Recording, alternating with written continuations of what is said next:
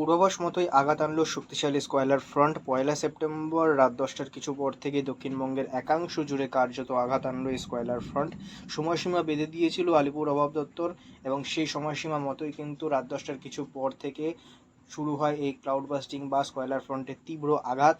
সে মতো অবস্থাতেই দক্ষিণবঙ্গের বিস্তীর্ণ এলাকা কিন্তু কার্যত এর ভোগান্তির মধ্যে পড়ে এবং এই স্কয়ালার ফ্রন্টের জেরে কিন্তু বিস্তীর্ণ এই দক্ষিণবঙ্গ প্রবল বজ্রপাতের সম্মুখীন হয়। ঝড় বৃষ্টি তো তার সঙ্গে রয়েছেই এবং রয়েছে ক্লাউড বাস্ট, সঙ্গে রয়েছে মুষলধারে ভারী বর্ষণ।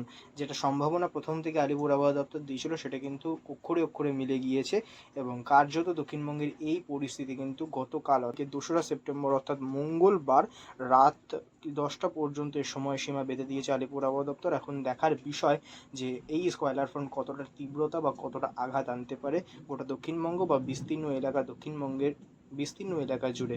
Bureau report, the Kanchrapara post.